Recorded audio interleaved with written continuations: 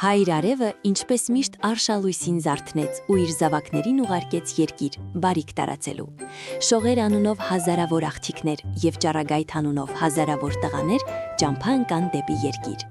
Նրանք մի փոքրիկ քույրիկ էլ ունեին, Շողիկը։ Քանի որ փոքր էր, հայրը նրան թույլ չէր տալիս հեռանալ իրենից։ Շողիկը թախծում էր, նա երբեք երկրում չէր եղել։ Բայց այդ օրը Շողիկի մտքով անցավ անպայման տեսնել, թե ինչ բան է երկիրը, ու բոլորից աննկատ նա հետևեց քույրերին ու եղբայրներին և իջավ երկիր։ Հեռվից տեսավ երկիրը ու հիացավ, իսկ երբ հասան տեղ, որպեսզի քույրերն ու եղբայրները չնկատեն ու չհանդիմանեն, սուսիկ-փուսիկ մտավ ցորենի հասկերի մեջ։ Մի քիչ հետո նա սկսեց ջերմ զրուցել հասկերի հետ։ Նրանք այնքան մտերմացան, որ արդեն ամեն ինչ գիտեին միմյանց մասին։ Երբ երեկոյան շողերն ու ճառագայթները վերադառնում էին արևատուն, Շողիկը թաքնված մնաց հասկերի մեջ։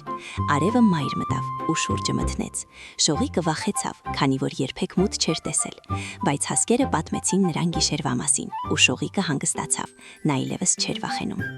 Նա նայում էր աստղերին ու մտածում, ինչքան չքնաղ ու հեքիաթային է երկիրը, ի տարբերություն իրենց մշտապես պայծառ արևատան։ Շողիկը մտքերի մեջ էր ու չէր նկատում, որ մթության մեջ ցորենի արտը իր լույսի շնորհիվ արևի պես փայլում է։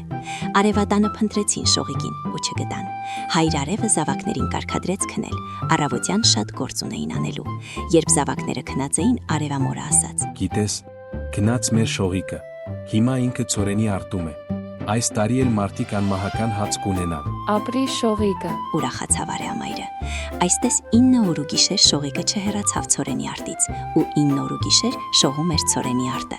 9-րդ օրվա երեկոյան հրաժեշտ տվեց հասկերին, ու երբ արևը իր մոտ էր կանչում զավակներին, Շողիկն էլ դուրս եկավ հասկերի միջից ու քույր եղբայրների հետ բարձրացավ հոր մոտ։ Շողիկը ցորենաբույր էր դարձել, ու չգիտես ինչու հայրը իրեն ոչ թե Շողիկ, այլ արդեն շողեր էր ասում։ Իսկ ցորենի արտը այդ օրվանից դարձել էր արևաշող ու արևահամ։